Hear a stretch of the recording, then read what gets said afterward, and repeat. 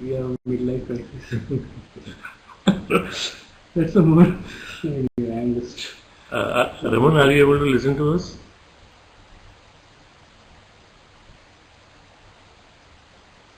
Yeah, okay, Raman. Some people join from US also sometimes. Is it there? So, today, sir, Raman and Mr. Vikas are there. Rajesh nahi hai. Rajesh said he will be there by 7. By 7. Okay. So we meditate for some time.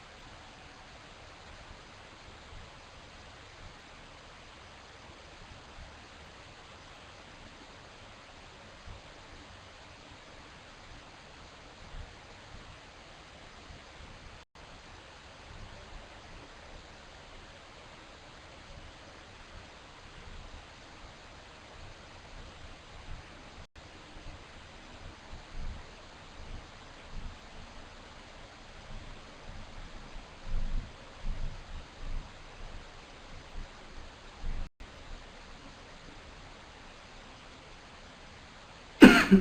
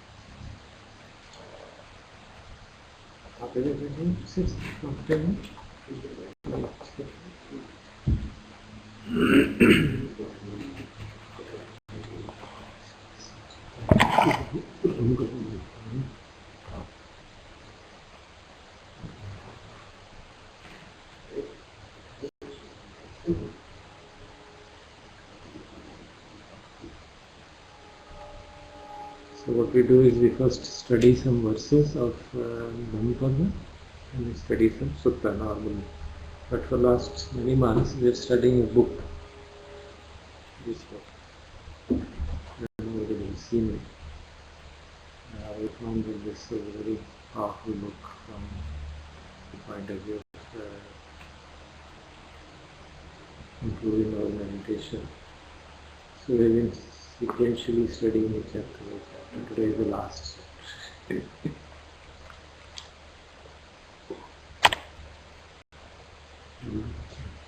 We're on 5, no?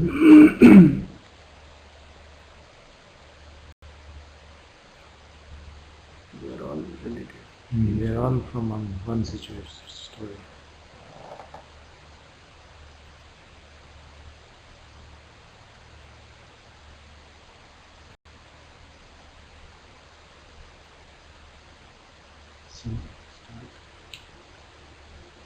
बहुं वे शरणं यन्ति पब्बतानि वनानि च आरामरुक्षचेत्यानि मनुस्सा भयतज्जिता. Read all of them. There are 5 set of verses which are all related to one event. So we read them together. नेतं खो शरणं खेमं नेतं शरणमुत्तमं नेतं शरणमागम्य सब्बदुःखपमुच्यति. यो च बुद्धं च धम्मं च संघं च शरणं गतो चत्तारि अरिय सच्चानि सम्मपन्याय पश्यति. दुःखं दुःखसमुत्पादं दुःखस्य च अतिक्रमम् अरियं चट्टङ्गिकं मग्गं दुःखूपसमगामिनम्. एतं खो शरणं खेमम् एतं शरणमुत्तमम् एतं शरणमागम्य सब्बदुःखपमुच्यति. These 5 set of verses talk about this sharan. People take refuge in various kinds of things. So he is pointing out what will be a secure refuge. And the story behind it is given.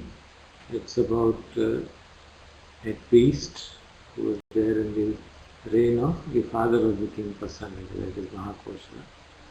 King Pasenadi was the same age as Buddha and he became his disciple. So this head priest, when the Mahakosala died, that priest gave up his position and became an ascetic. Because he had been a head priest in the kingdom, so many followers and many people went along with him. And he had that perception that we should pay respect to the nature and the shrines and forests and mountains, and that we'll be freed from all the problems by doing this kind of a prayer, worship of these inside a shrine or in a forest or in a mountain. So once Buddha sent his principal, one of the principal disciples, Venerable Moggallana, to teach Dharma to him. And when he went there, those people refused to allow him to stay with them. So he said, there is a cave, we go and stay there. So they knew that there, in that cave there is a very big serpent, a very huge serpent. And thinking that he will just kill Moggallana and will be spared the trouble of having any discussions with him. So of course Moggallana had tremendous psychic power, so rather than getting killed by the Naga, that serpent, he actually subdued him. And when he heard this, then he thought this person is a disciple of Buddha and he is so powerful, so Buddha must be much more powerful. So he said, okay, I think we better listen to what he is saying. And then he went to pay respects to the Buddha, and then Buddha recited these 5 verses to him. That whatever he used to think is not really the right way of taking refuge. So they say, Bahun ve saranam yanti pabbatani vanani. So many people saranam sharan लेते हैं, पर्वतों की है और वनों की है. They take refuge in mountains, they go to many places and take refuge in mountains, forests. Then Arama Rukha Chaityana. Arama means the garden, Rukha means the trees, and Chaitya means Chaitya, shrines.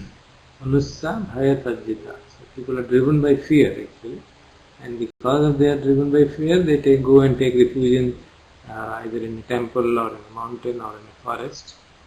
But netang ko saranam khemam netang saranam uttamam.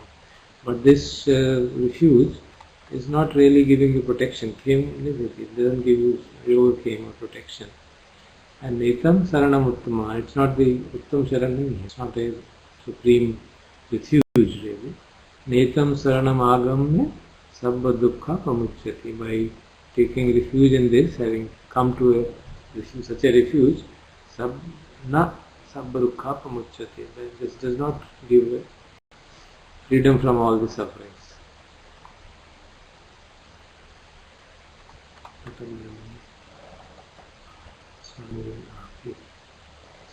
यो च बुद्धं च धम्मं च संघं च शरणं गतो.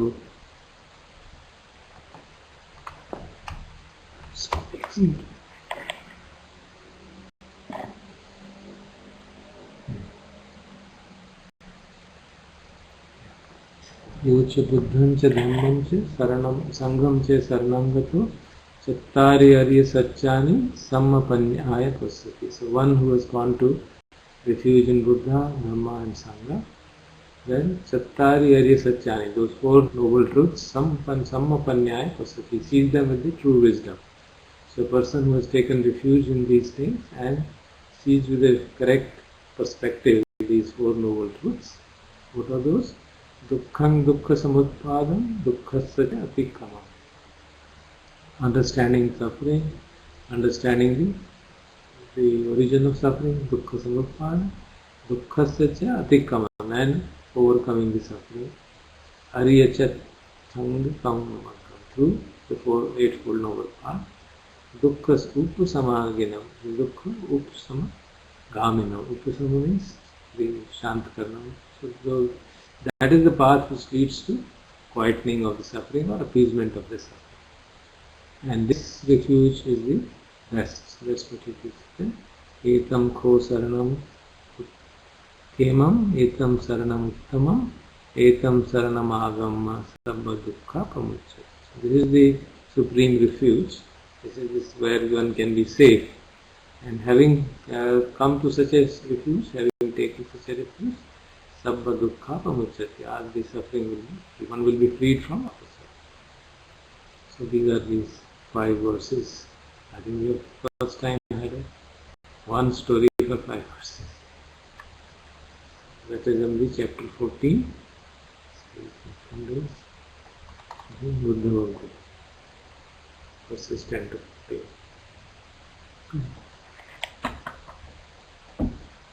We will study this book, the last chapter of it. It's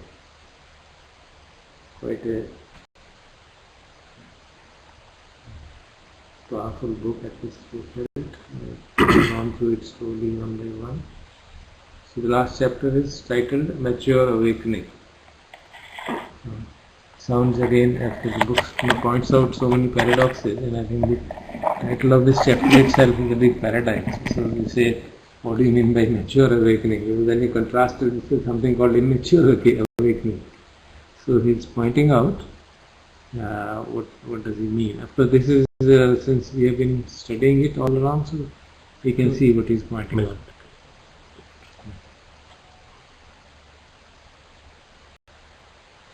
Yeah, it's okay.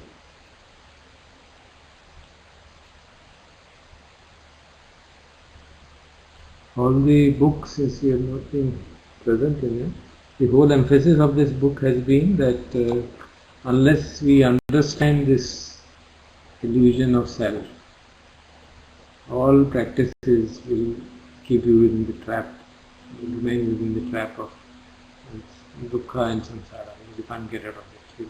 You may become a better person, you may have a better personality, but real freedom from suffering will not take place, because you're not seeing the real cause of suffering. The real cause of suffering is the notion of the self that I am.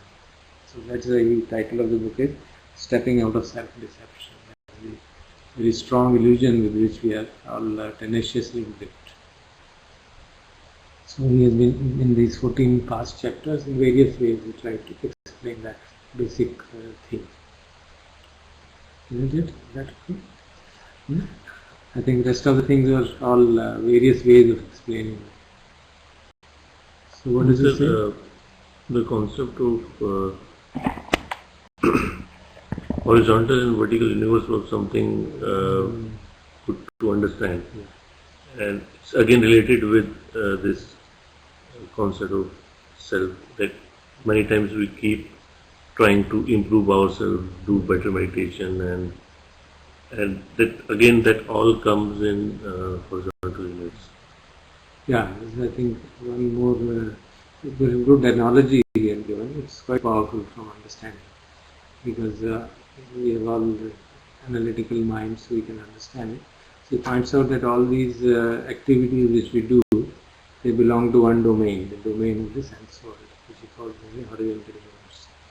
He says the domain of the Dhamma is actually the vertical universe, which intersects with it at the point and now, that is at this moment. And at this moment, as long as we retain that understanding of the vertical universe, that there is no I and that things are happening, and then he of course explains it in great detail, then we can be in a state of equilibrium, state of freedom from suffering, and for those moments when we are when we are acting in the horizontal domain with the understanding of the vertical domain. There is no self behind all the actions which are happening. And he goes on to point out the section, what does it mean? And he takes the analogy of coordinates. That if you see a coordinate system with x and y, what is this point 0, 0? There's no value. Say both the side values of the y ordinate is 0, value of the x ordinate. So it has actually no meaning. But there is something in it.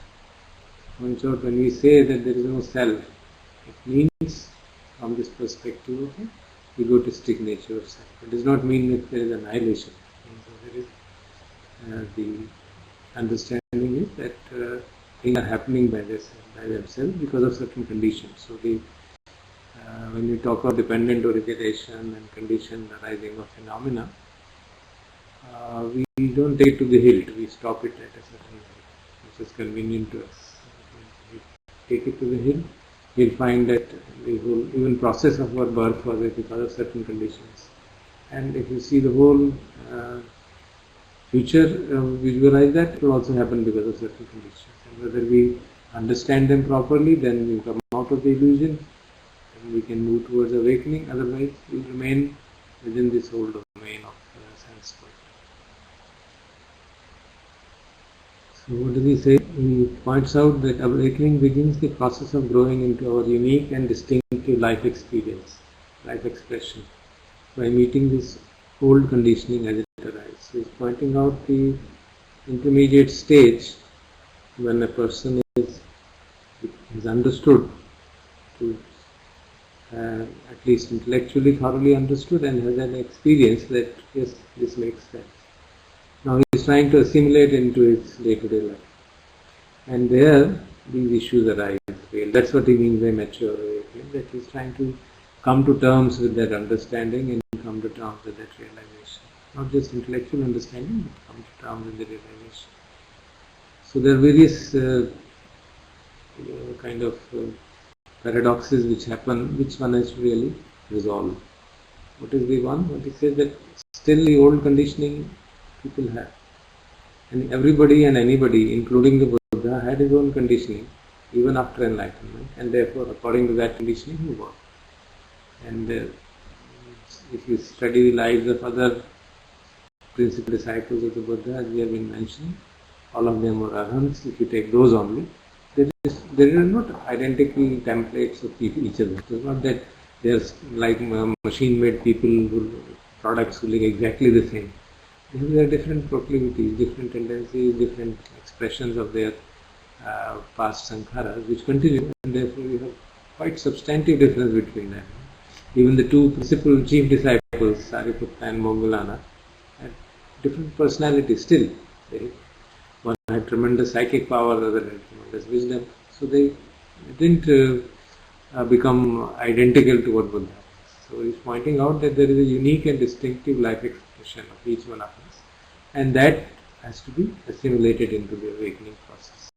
So as we try to put our understanding and realization to practice, then the conditioning begins to arise. But that conditioning should be seen as what it is, and not taken personally. When we don't take it personally, then we see it as an expression of life force which is operating through us. And whatever it wants, whatever it happens to them. The main difficulty which he points out is what happens is that when we begin to get that intimation that there is no self really behind it, then there remains a fear, that what is going to happen if we. Is it like that we disappear, and then the questions of that kind begin to arise. If there is no I, then who is bothered and who is working? So that we try to therefore get into a state of not knowing things perfectly.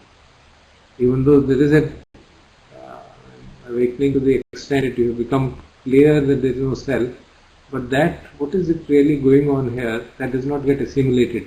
So the surrender to the nature is not complete. So that process is what he means by maturing of the awakening, that you surrender to the complete surrender. There is no kind of expression of fear that what was going to happen to me, because there is no I.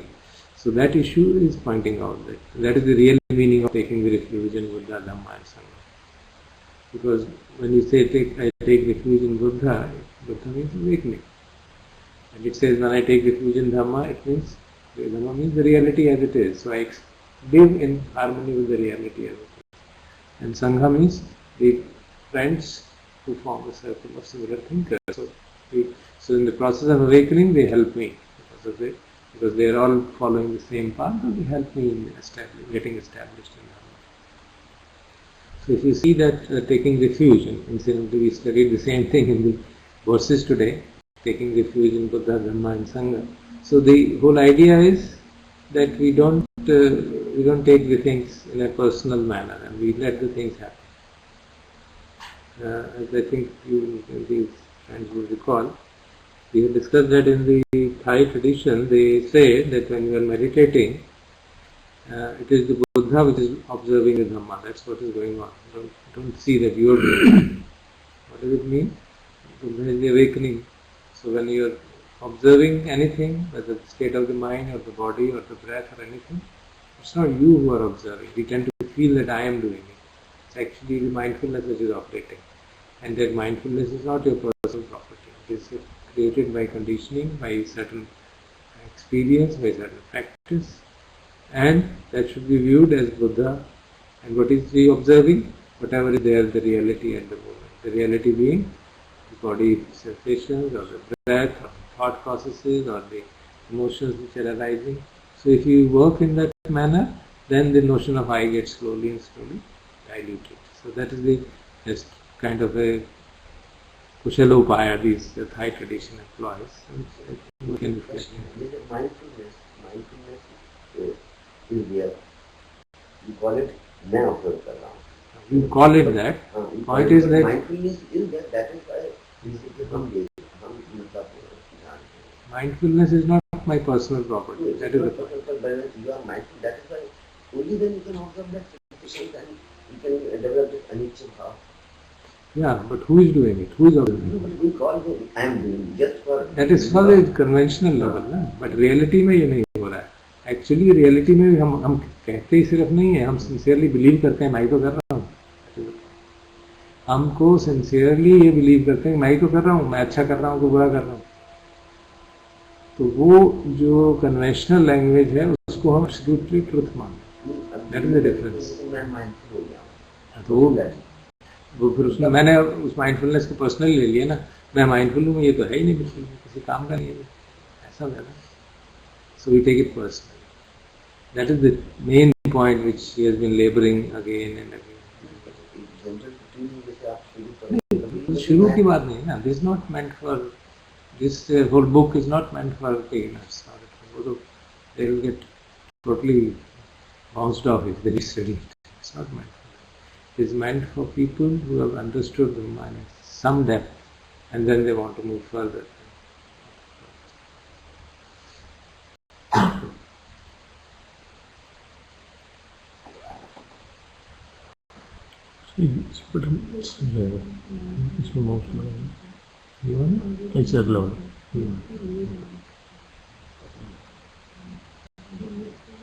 So what he suggests, what should we do? He says whenever during the process of our interaction with the world, deep-seated reactive patterns arise, we should allow awareness to meet and infuse these patterns with wisdom. So a feeling is arising or an emotion is arising, we don't kind of take them personally and say अभी भी मेरे को इतने साल साधना करने के बाद भी ऐसे विचार आ रहे हैं. Just see them for what they are, as reactive patterns which are arising and they will pass away in due course. So we infuse them with the wisdom of impermanence and non-self. They are not mine. It's a phenomena which is arising because I am still alive, life force is operating, and because of certain conditions, certain thought pattern has arisen, it will pass away. So when we infuse it with wisdom, then ultimately we come to equilibrium. Then what is so ultimately we drop all references like spiritual practice.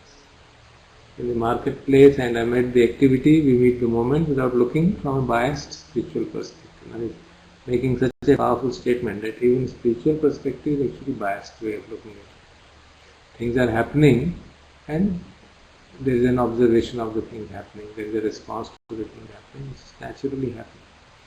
Not that we try to evaluate everything. When normally we'll start with that way only. We'll start with spiritual perspective. How will you move further? But eventually he says that all perspectives should be given up. This actually is the teaching of the Buddha in some of the discourses, that whatever perspective you adopt, whether you adopt a right perspective or a wrong perception, what you perceive is not the truth. Because the very process of perception distorts the truth. This perception will always be with respect to certain conditioning of the mind. And therefore whether this conditioning is right conditioning or wrong conditioning, it is a conditioning anyway. So we should not try to evaluate and assess the things in that manner. That's what he means by not looking from a biased spiritual perspective.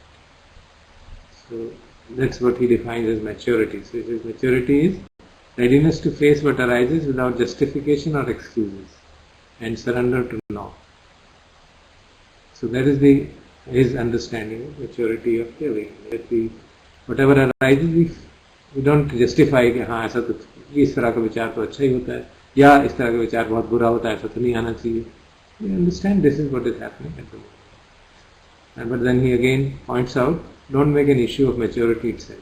So then you can take that also as personal. मैं mature हो गया, दूसरे तो नहीं हुए. या आज मैं कम mature हूँ, कल मैं ज़्यादा mature हो जाऊँगा. So that really will become another way of catching hold of the self. Because the self can trap us in a variety of ways. And we should be aware of that. So what is according to him is the real situation, what is happening? That life itself is in control, not our efforts to become mature. So once we see it in that manner, then something else is operating and there is no I really who is working. So the life force itself which is operating and using this instrument, it is manifesting in various ways. So though at some level there is a practice, yet that practice has to be eventually seen in that sense. And then he uses these pictures of from a Chinese tradition. Chinese Zen tradition has a way of showing the whole of our spiritual progress. And they made some 10 pictures. It's called 10 ox herding pictures. It shows the situation of a farmer who is going to a forest to catch hold of an ox there, and he wants to tame it and use it. So what does he do? And that's seen as an illustration of what should be the process of awakening. So I took out from the net the pictures and I can put them. So I will just read out to you.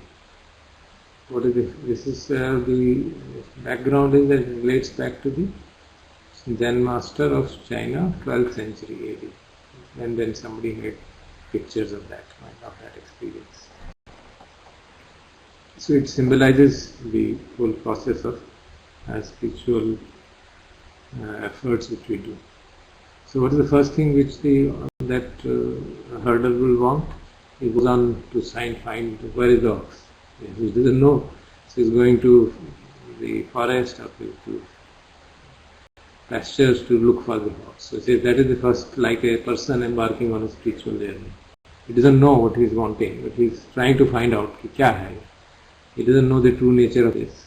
So the whole idea is that mind is doing it, but he doesn't know the true nature of mind. He takes it personally and then he's trying to search. कुछ उसको लगता है, कुछ तो है. So he's trying to search for that. And there is obviously the perception of I am doing research and he's going on searching for it.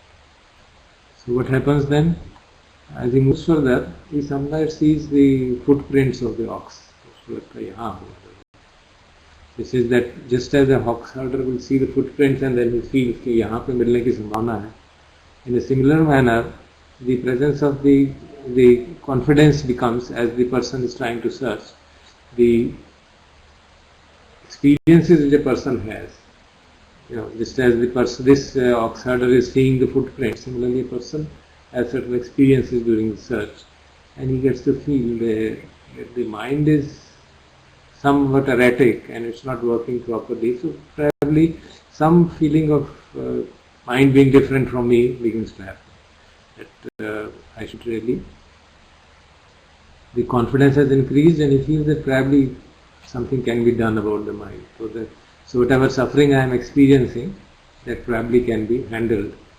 So, or you can also interpret these tracks as he's meeting some people who have already really done something, and then they tell him that okay, this is what can be done. So he gets a confidence that some people have been able to get relieved from suffering, so maybe I'll also get relieved from suffering in due course. So with that confidence, then he further keeps on searching, and then in the process he has that ox herder has a glimpse of the ox somewhere.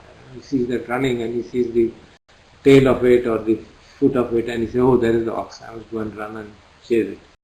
So this is exactly in the same way the path has been glimpsed now. Because of it, first he got the tracks, then he glimpsed the path. Somebody explained to him, or he met a disciple of the Buddha, or he met the whole idea. So he begins to see that yes, there is a path and I should be able to follow it. But the practice is really to see that the issue of subject-object, which Zen people point out, is the key thing which has to be now known by direct experience. He says, I must now catch hold of it. He has got a glimpse, now he says, I must go and catch hold of the ox. So in a similar manner, the past sufferings and others, they become a motivator that I think this is possible and now I can catch hold of the ox, catch hold of my mind and really overcome the suffering. So finally, after some more practice, the person eventually catches hold of the ox. So then he's caught the ox, but he knows it's impossible to move it around. He refuses to go around with him, ties a thread and tries to catch him and retain him. It's not an easy job. So the person as a meditator also, he's got the teaching, so he finds out that there is something called mind which is the cause of suffering, but he finds it is absolutely difficult to tame it, so extremely hard. So the person becomes very tense and tries to, that mind should come over. And since the fact it is not coming in control, he gets really, to some extent, he actually suffers more than what he was probably suffering earlier. And then he keeps on practice. As he practices, the situation comes that the ox begins to listen to the ox. He's tamed, partially he has tamed it. So now with the rope, he can carry him on to the pasture and get something done. So with that, as a allegory, he points out so still ox is not fully in his control, but थोड़ा उसकी बात मानने लग गया. So when a person is persevering with the practice, then same thing happens. Beyond the ordinary thinking mind, a person is able to see things in their perspective. It doesn't remain within the grips of the mind. So you can see other things. And you can see that mind can be controlled, and some reasonable sense, extent of control and extent of understanding has begun to emerge. Then moving further, as state arises, and he gets into full kind of a control. And now the ox herder can sit on the ox and use it for whatever purpose it wants. So it's like the mind has been really tamed up sufficiently, and now one can be effortless. One doesn't have to do any effort to.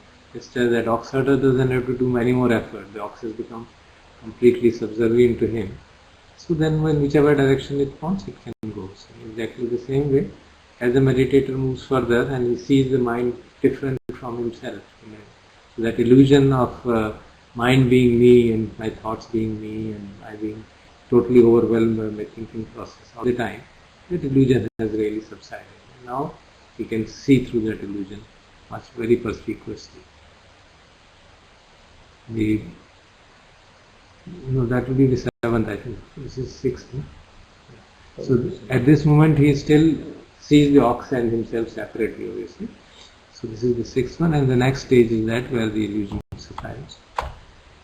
When the ox herder has now seen that ox and what it seems to be, they become in a one in the term of whatever task has to be done.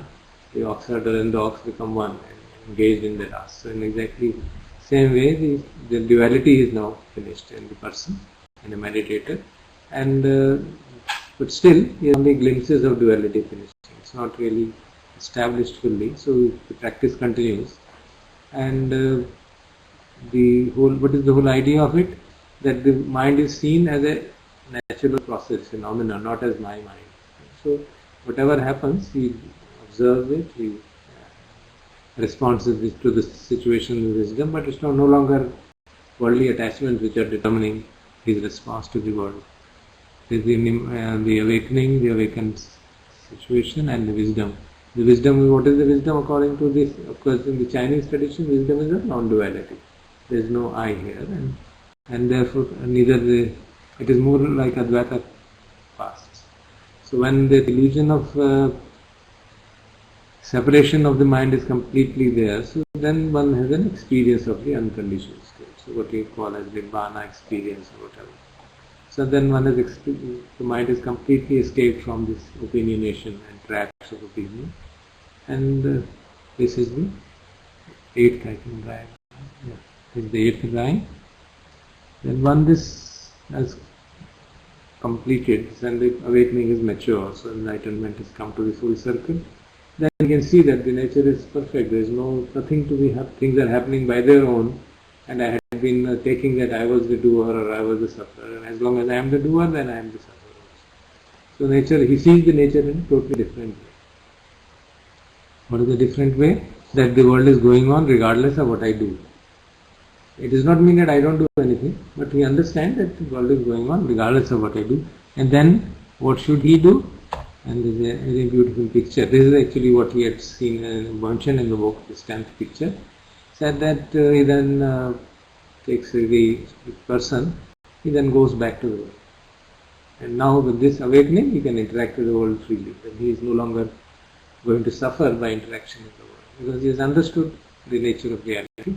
So now he goes back, why? To help the others to understand the same thing from him. So then selfless service becomes a consequence of that realization. And he's shown that picture of a person with a rod and there is food hanging behind and going back to the city from the forest. So in this picture, this 10th picture which Rodney refers to as indicating a maturity of the awakening.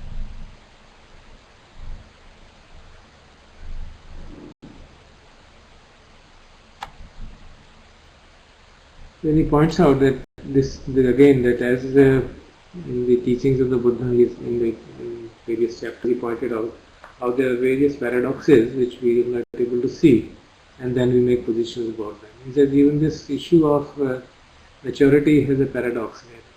On one hand, we are saying there is a ripening of character over time with the practice, and yet it happens when there is no I. And the whole idea of no eyes is a timeless dimension. There is no time involved in that emptiness.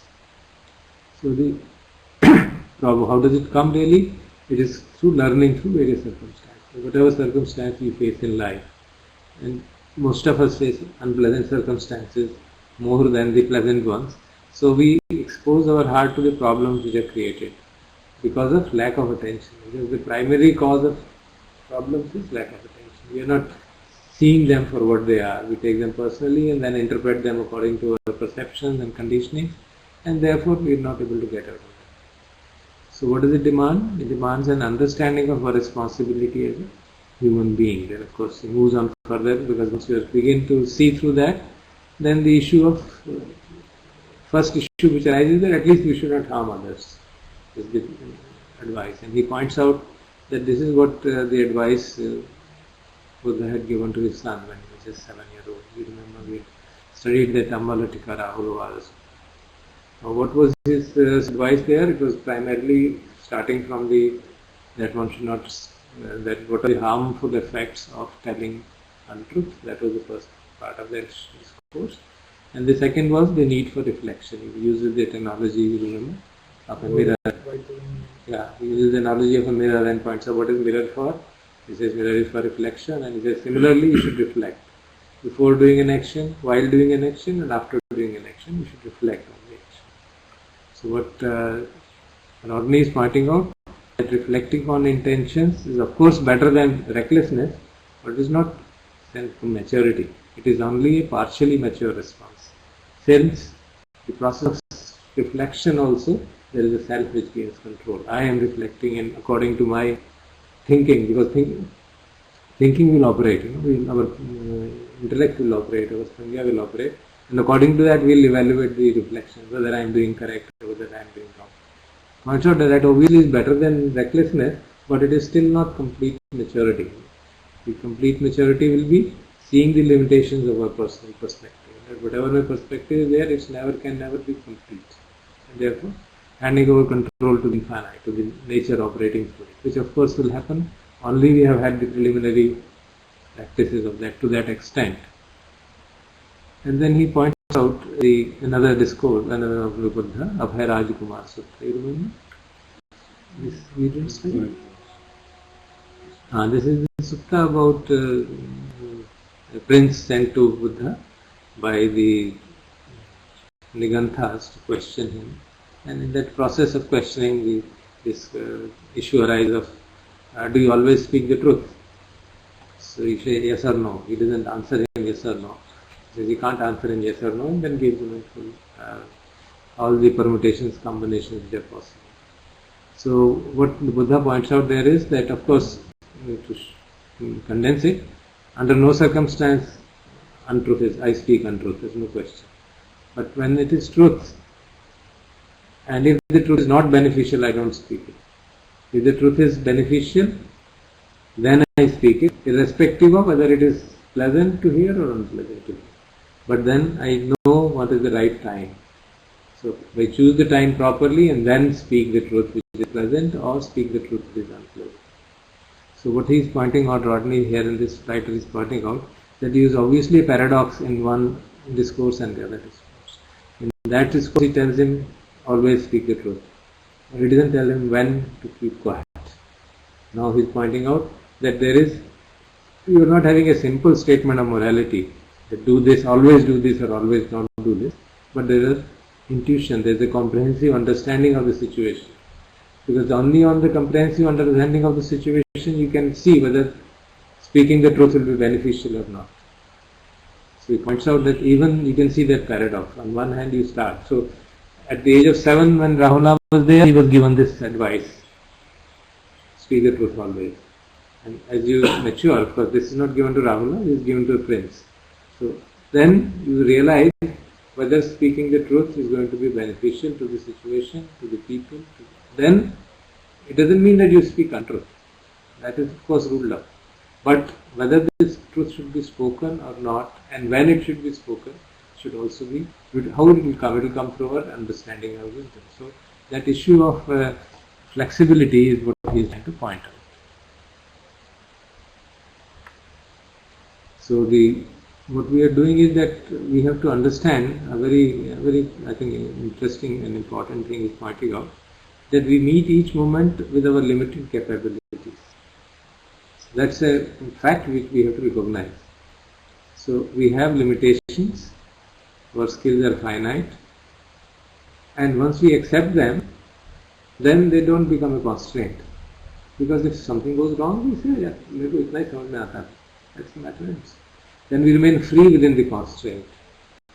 When the self is strong, then that we can't be free. Then the constraint seems to be a big burden. Then we are always suffering. समझ में नहीं आ रहा है क्या हो रहा है, क्या करना चाहिए कि नहीं करना चाहिए.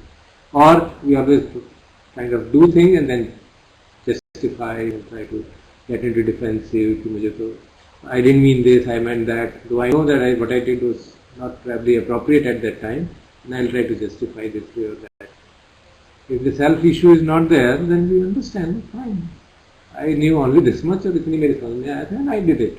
If it's not wrong, right, then what can you do? Because it is something else which is operating, not me. If something else is operating, then what can I do? So if we have that kind of understanding of self, then we can remain free within the constraint. Otherwise, the constraint becomes a big suffering. That's a very important point which I think affects all of us very deeply. And what he's pointing out is that the flexibility is the most important quality of maturity. And he again quotes Buddha, however you perceive a fact, the truth is other than this. It's a very paradoxical saying, he says. So you can never have a perception which will actually tell you the truth. You'll only get the truth as seen according to the perception.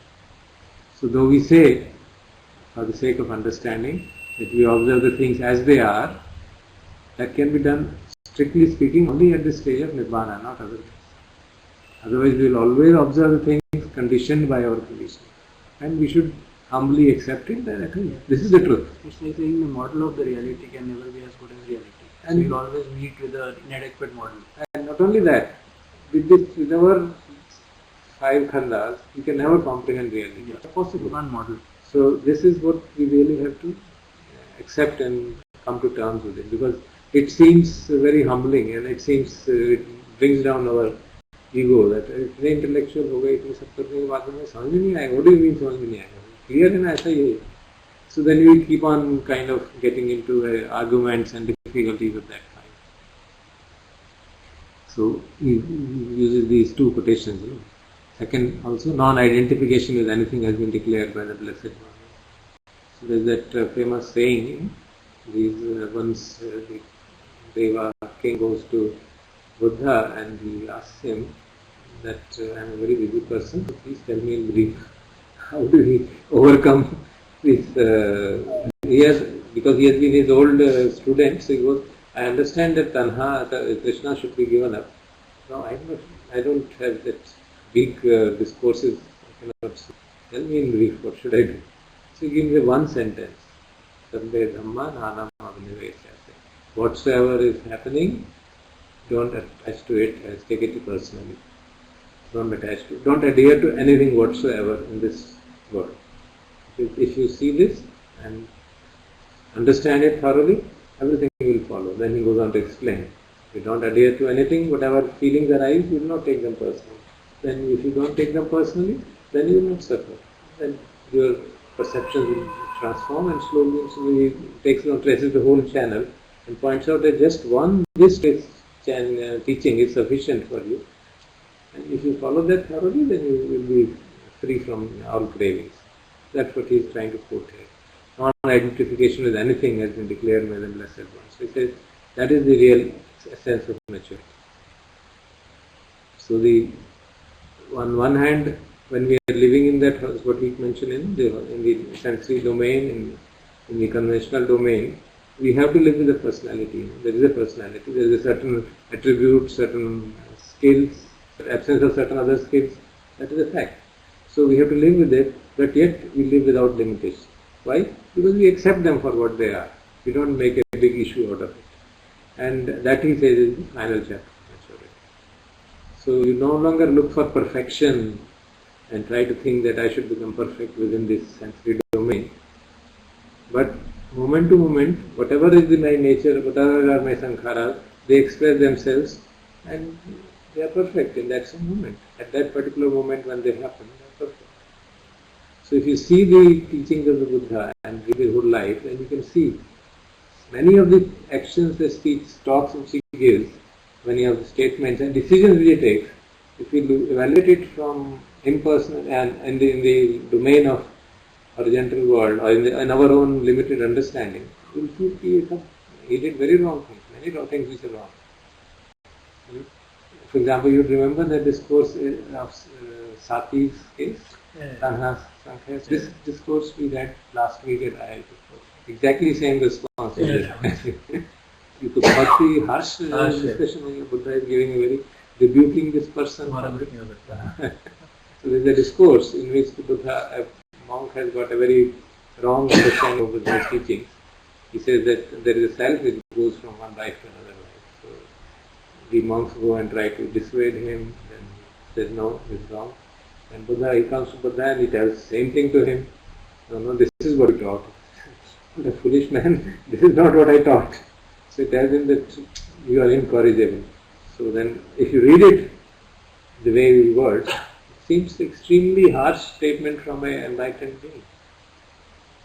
Similarly, there are many other things. There are so many examples which wherein if you try to see that Buddha at least should be perfect. Now that perfection is our understanding of perfection, not what the nature wants to express at that moment.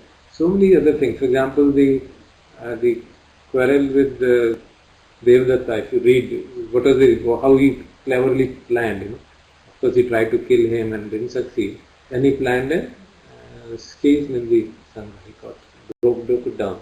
And what did he do? He raised 4-5 points. That we live very comfortably. We should not use the good clothes. We should take the rags and then from the charnel ground, from the cemetery, and only wear those rags, not other things. Then we should take only vegetarian food and not allow people to take everything which people give. Then similarly, we should not sleep in bed. We should sleep on ground or go only in the forest, not in the cities. So he puts certain conditions which on the face of it would seem to be quite good for the monk to follow.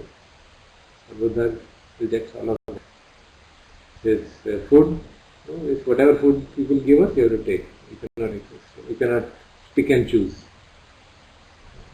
If people want to wear rags, let them wear it. But if people give you some and donate you something cloth, you should wear it. So then he tells Devadatta tells all the assembly, see, we want to live comfortably and this and that. So you come with me, we'll do more strict practices and follow things. If you look at it on the face of it, you will find that they don't seem to be our usual understanding of perfection of a monk.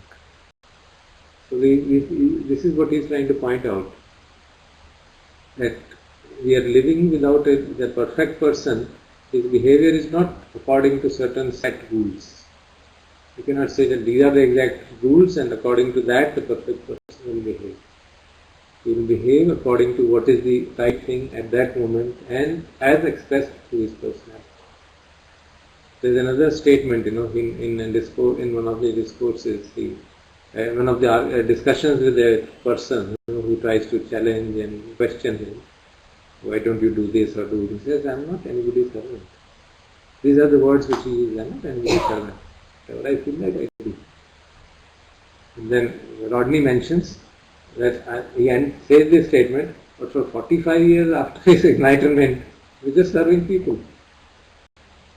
But it was his free will, not because somebody else is imposed. So he points out these paradoxes which we should see through and not take a kind of a deterministic attitude that this is how things should happen. And he says there is no end to maturing. To think of an end of a spiritual path, to think of end of awareness. So to love and to compassion. So there's no end to life, but there is end to being limited within it. So when we talk of maturity, it means one becomes more and more mature. Even if it is awakened, then you can become more and more matured, and then you can express things as clearly as the nature allows in that moment. So he traces this whole, he summarizes this whole journey as from self to emptiness, and he puts it from 1 to 0.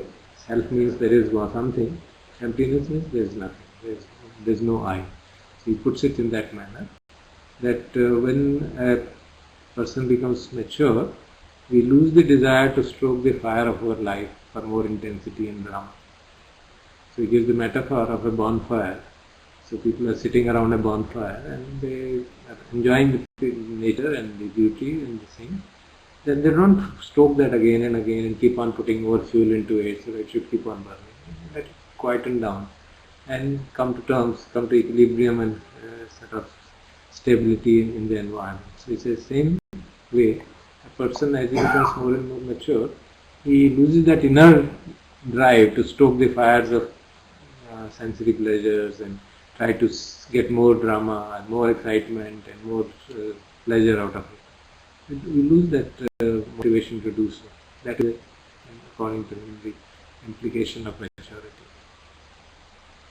So there is no, certainly he talks about cultivation of inner, he tries to point out, it does not mean that we don't cultivate things.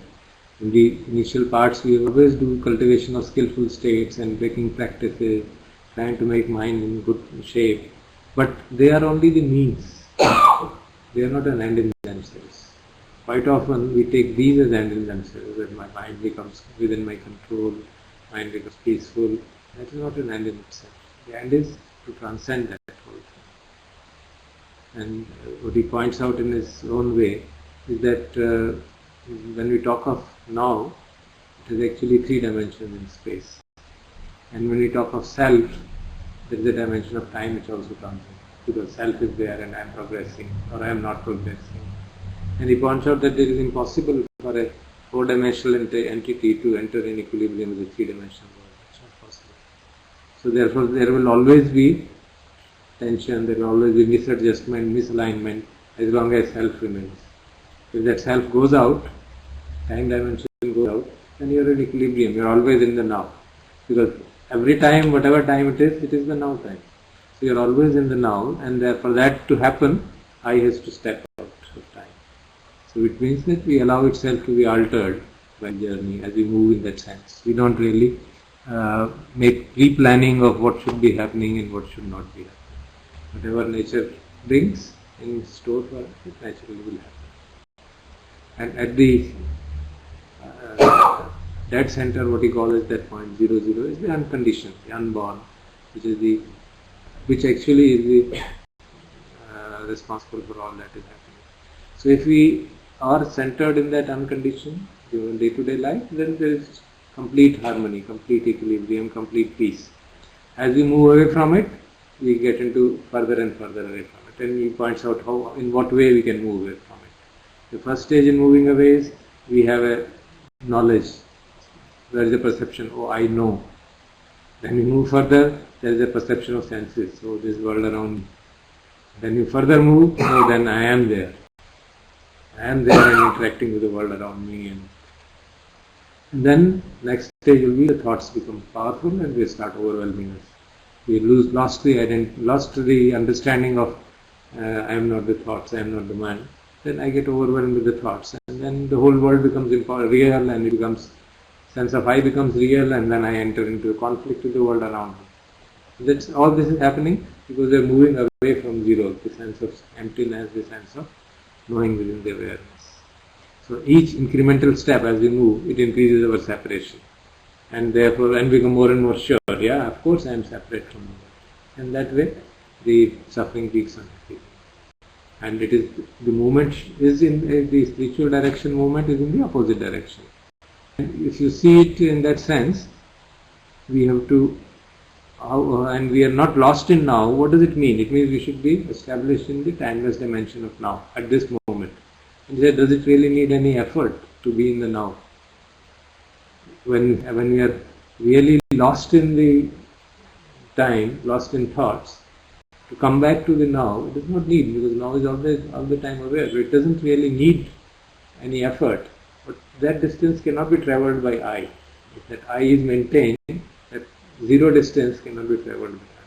It can be travelled by awareness. Because once you become aware, then the matter ends. The illusion of separation ends.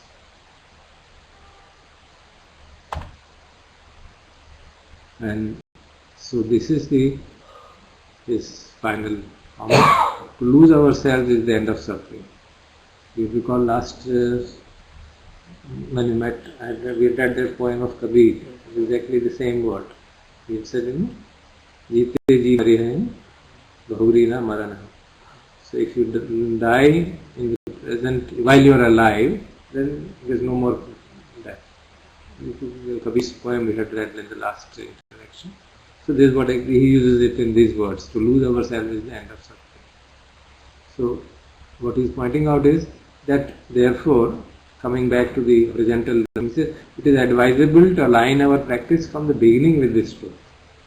Not that we start from the understanding of I am there, and then we think that someday we will overcome it. Because that is an unnecessary problem which we create. In fact, by the practice you strengthen I.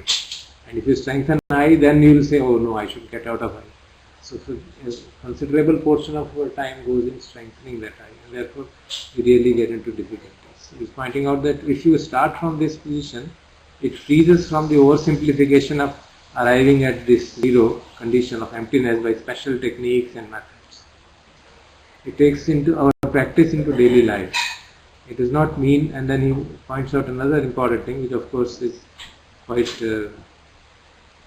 counterintuitive, that when we say that we should kind of suffuse our day-to-day life with a practice, we normally think, say कि जब बीच में समय मिल जाए तो सांस का ध्यान कर लो, उसमें लगा ध्यान. This is what we normally say, and it obviously is better than not doing anything, not getting lost in it.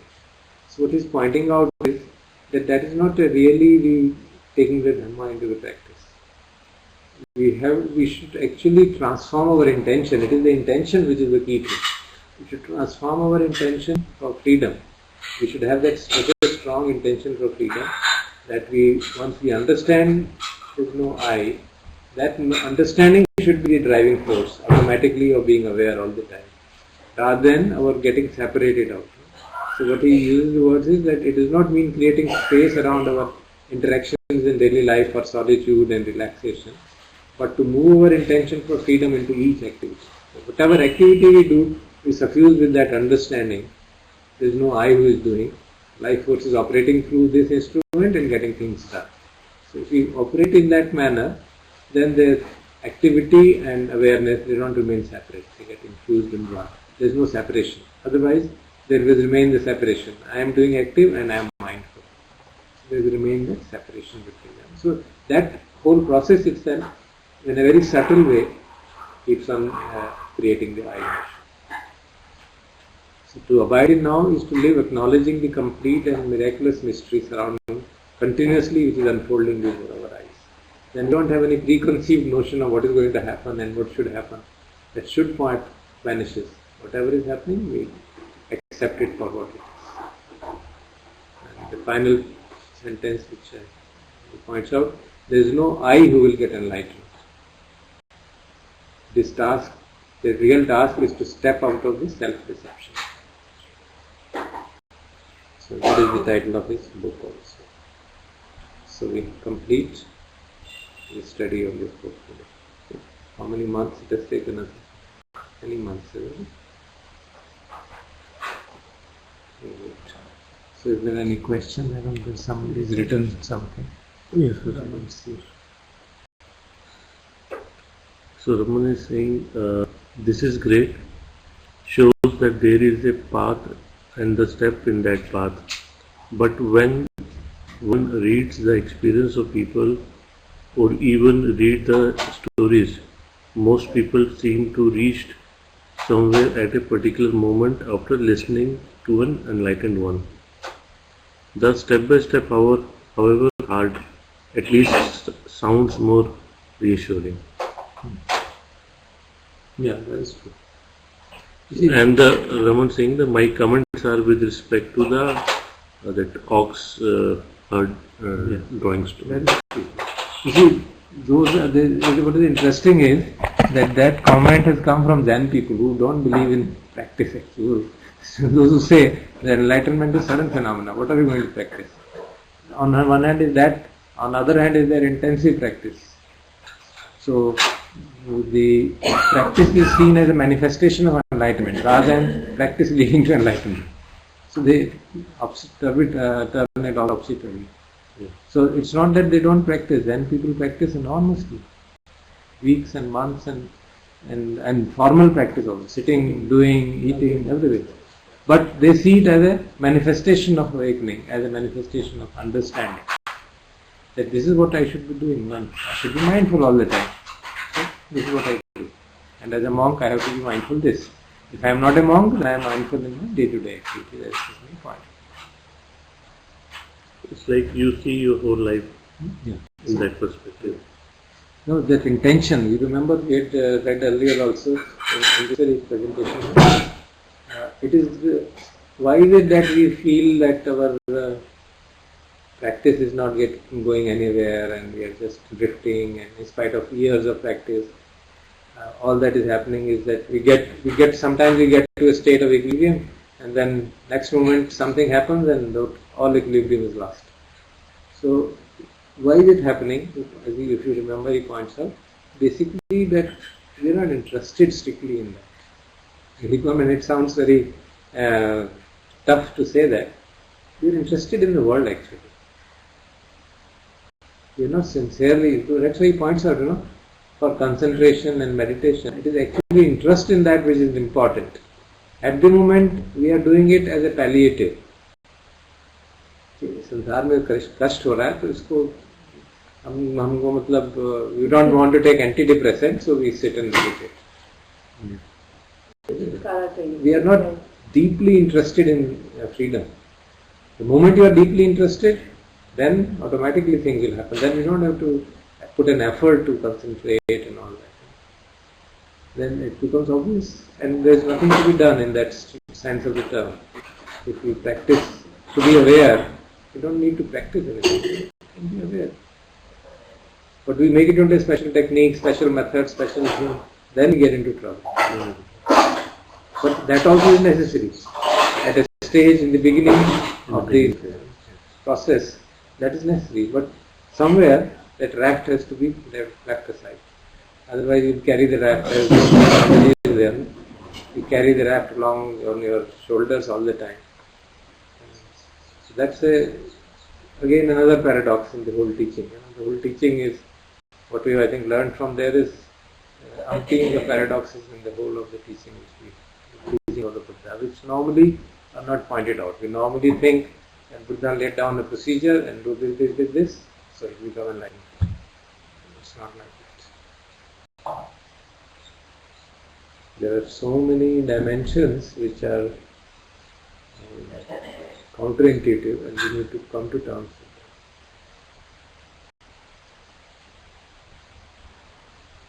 with that. Right. Any other comment? Yes. Raman and Vikas, any other questions?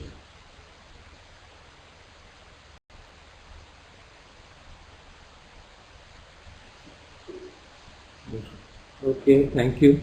Thank you very much. Any questions you want to ask, or any comments, or any discussion we can have on Anish? I don't know whether it made sense because we started from chapter 15 for you. When they say please enjoy your tea. You can show a picture of that. How many months have you been getting? Together. Actually, I have a very bad sense of At least 1 or 2 months before you 24, yeah. So that was July 28th, so it was even June. Yeah. So we had been, till that time, we had been actually studying the various sutras. This is the first book which we have studied in that manner. Ajahn Sumedhu in one of his things he says that after I started practicing and when he was taught, when he first, or not first, like Anish, he understood. Dokha, he understood. And when we said Anatta, and then mind for a space. What does that mean? Yes. That book, by Ajahn Sumedhu's talks, compilation of talks, they mentioned it. Don't take your life personally. That also is of the same broad topic, but it is a collection of talks, and he has presented it systematically. Ajahn Sumedhu doesn't present things systematically. He just gives extra talks, and then you have to figure out from there. So in the talk, sometimes when the issues come, and then he'll put it in that manner.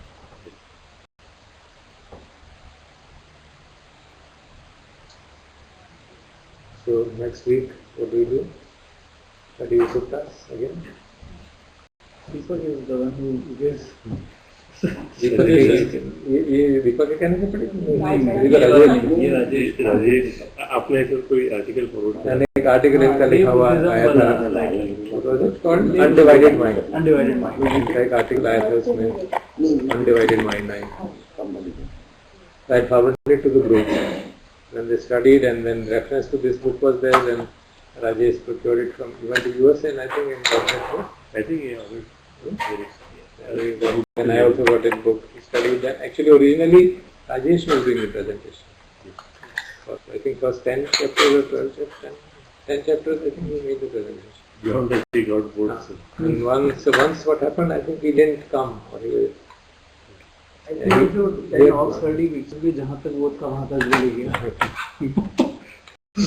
So no, I'm just he had joking. go. He had gone Actually, beyond. and he missed some chapters. Actually he was not here. When we covered and he said यार ये chapter miss हो गया. Language वाला. हाँ बीच में एक chapter miss हो गया. तो विराट का चीज ये वाली ले लो.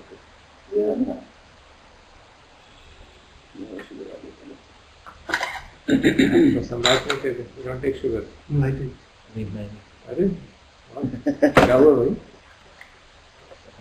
वजन बढ़ गया? अच्छा तो नहीं है. अच्छा नहीं लगता शुगर अब. ये मैं ले लूँगा. आप धीरे धीरे छोड़ देते हैं. I think after 30 रहते हैं. यहाँ पे तो people take 60. After cross 60 they think अच्छा अब शुगर नहीं पीनी चाहिए. आप कुछ नहीं कम ही डालिए. इतनी सारी दे दी. चीनी एकदम कम ठीक है. कम ही है ना. मैंने डाली. हाँ मैंने कम ही डाली है. मैं भी विदाउट शुगर देती हूँ लेकिन कभी कभी नहीं देती. इनको तो अब अच्छी नहीं लगती ना. शीडन मैं अगर शुगर वाली दूँ ना मुझे बिल्कुल नहीं है. बहुत साल हो गए. बाकी अच्छा अच्छा खा लूँगी कभी. चाय में चीनी नहीं लेती. चाय नहीं पीता. ग्रीन टी पिला देते. मैं तो नॉर्मली ग्रीन टी पीता हूँ. संडे को ये वाली चाय. संडे के दिन take with them this tea. And तो पूछ लो फिर अमन से पूछ लो. what do you you can try. दोनों चले जाते हैं. राजेश कुंज जो है ना, ये शॉर्ट ट्रिप अच्छा, अभी